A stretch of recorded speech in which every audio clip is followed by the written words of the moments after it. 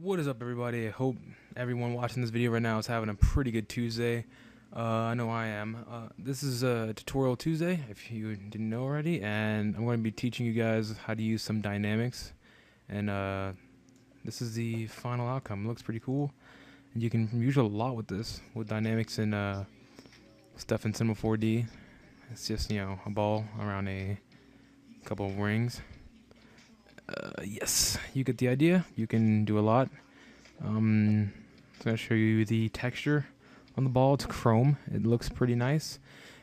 So yeah, let's go ahead and hop on into it. I'm going to open up a new document. Oh, why are you on here? Okay. What we're going to need right now is a floor. So I'm going to grab a floor right here. Mine is right there, though. I'm just going to do everything how you guys normally would.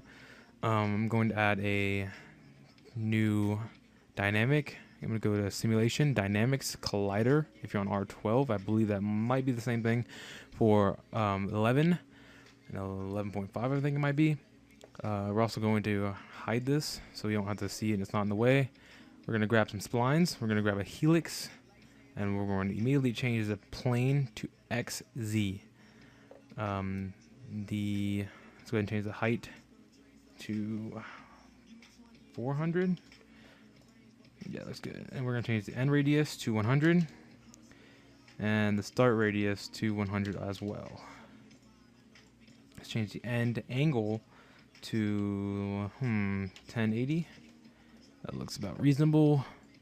So now we have this kind of already basic shape here.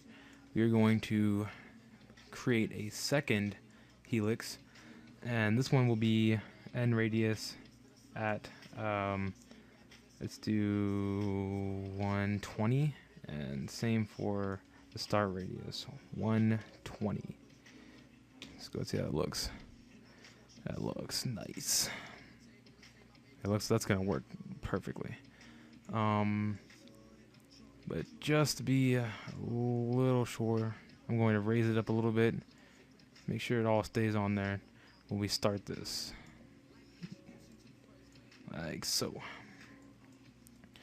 With dynamics, you really can't control it all that much because, you know, it's just the way stuff works. It's like the gravity is all realistic and whatnot. So yeah, I'm going to grab a sweep NURBS. I'm going to my NURBS tab. I'm going to grab sweep. I'm going to get a second one by holding control and dragging down as I click it to copy that same one. I'm going to drop one helix into one and the other into the other. We're going to grab a circle spline and change it to about 4 or 5, I guess. That'll work fine. Doesn't matter what the orientation or plane is. I'm going to drop this onto that circle, into the sweep NURBS. Already you can see this right here. It looks a lot like the last one.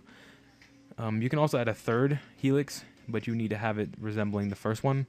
That's just for an extra control, you know, just so it doesn't fly off in the middle of the animation. So let's go ahead and minimize these. And we also want to take this dynamic body tag and drag it to these other ones while holding control to copy all three. And we want to change some stuff in here. So I'm going to select all of them. I want to go to collision. I want to go to shape, and this is a very important. You want to change it to static mesh. Alright guys, static mesh, that's very important. We're going to just get a regular standard-ish ball, scale it down till it looks about right. I'm going to make mine 13 centimeters. I'm going to align it over the spline. I have no idea where it starts at. While looking at it like this, I'm gonna do my best here. Alright. That's looking pretty good, just for reference. Yeah. What I'm going to do is I'm going to go back into the circle splines and change the one bit down to 3 centimeters here. it's looking pretty good already, actually. Mine had a little ramp in it, but you probably don't need that.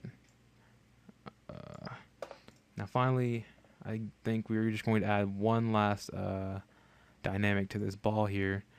And we're going to go to Simulation, Dynamics, and Create Rigid Body. We're also going to change the bounce here to about, I'm just going to take it off all the way, and the collision noise, take that down also. And let's see what happens. Let's press play. Actually, I'm going to increase the frame to about 400. Let's hit play. Yeah, it's looking good.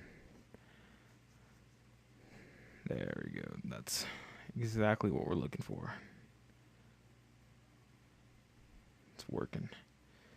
Oh my god, guys. You just did some stuff with dynamics. It's crazy. I actually found this idea on Maxon's YouTube channel, which will be in the description, the original video I found. And it was just crazy how much dynamics went into the entire thing. It was ridiculous. So yeah, that's it right there for that. Let's go ahead and pause and rewind. It's back at the start. Now the materials I use was actually just the preset materials and just customize them. So we're going to go down to File, your Material Manager, Load Material Preset, Visualize, Materials, Metal, and Metal Chrome. That's going to come out with this weird color at first. So what I did is I just edited it. Wow, that's a big word. First I'm going to change this to Object. Yes. We're going to go into here. We're going to double click this one. We're going to change this color to darkish gray. Go into the next one. This is already going to be white. Next one over, which is Specular 2. Change this to a dark gray as well. Specular 3, which is probably the most important one, and change this into a bright gray or a white-ish color. And that should be good for that. Go back to color. Oops. Double click. Go to shader. That's gonna be, it might be on basic, so just click on shader at the top. Overlay and use bump. Gradient instead of a green. Let's just make that a dark gray. And instead of a light orange, let's go ahead and make this just a perfect white. And it'll come out with a pretty nice chrome look. We're going to drop that onto the ball. And let's go ahead and see what this render looks like. That's looking good. It's a very, very nice little look there. Probably turn up the reflections. But let's also just drag this onto the sweep NURBS as well. Let's render that out again.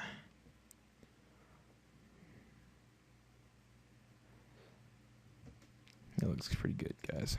Looking nice, looking nice. There's not really much I can change for now. Maybe increase some of this reflection. Get chromey-ish. That's a word. Render it again.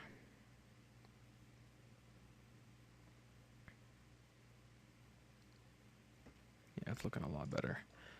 And while I'm at it, I might as well show you guys how I light my scenes normally. Somebody asked me how do I do my lighting, and really it's pretty easy. I'm gonna grab some area lights. 2, 3, 4. You need 4 of them. And the first one is going to be moved forward or backwards. It's going to be on -Z. I'll move it back. I'll move everything. -1. Oh no, I'll move this one -1000. Just to be precise. We'll move this one on the X -1000. I'll move this one. Wow, fail. 1000 on the X. And my final one, 1000 on the Z. I'm going to have to rotate these so that the Z value faces our object. That is very important. And the Z is the blue. So you want the blue line here to be facing your target on all the lights. So I'm going to rotate those. I'm going to raise them. Well, I'm going to group them first. Alt-G to group. Raise them up. I'm going to take my left and right. This is the, it would be left, but it also could be right depending on which way you're looking at it, which is a good thing to remember when you're doing animations and rigging. We're going to make this one we're going to go for blue on this one, a light blue. And then we're going to take the other one on, which would be the right facing, if I'm looking at it, make this an orange color. Light orange. Right there, that looks about good. Our front light, which is right here, will stay white, but we are going to turn down the intensity. And our backlight will be a gray. That will stay the same intensity. And we're going to select all of these and make sure we have it on shadow map soft. And that's pretty much how I light my scenes. And it's pretty good lighting effect. It's really basic, and that's what I use on my SpiderBot if you've seen it. And I also made a SpongeBob, but that was never uploaded to YouTube because I didn't do a speed model of it. It was just a simple me doing a SpongeBob model while I was bored. Check the time. We're at 11 minutes. But yeah, it looks pretty good, guys. The render is pretty swell. Go ahead and do it again. Just a little bit closer. It's a realistic lighting because you got the sun with the orange, and then you got like, or the sun with the orange and like the sky kind of blue on the ball here and everything, and the shadows are just great. And a better example of that would be my SpiderBot, which is right here. I will open it for you real quick. More intense light. But yeah, this is where I use it at. You can see the orange, which is a much bigger scale. The orange, the blue, the white, the gray, and I did an overhead light just for some shadows, some better shadows. And I also did an underlight. I went too far. Which is right there to eliminate all the nasty shadows under it. But yeah, guys, that is it. Hope you enjoyed the tutorial on this cool dynamic feature. Next, I'm not sure who's going to do it with the next week's tutorial, but after that, I'm going to be explaining on some modeling. That should be pretty cool. Hope you enjoyed this, and goodbye.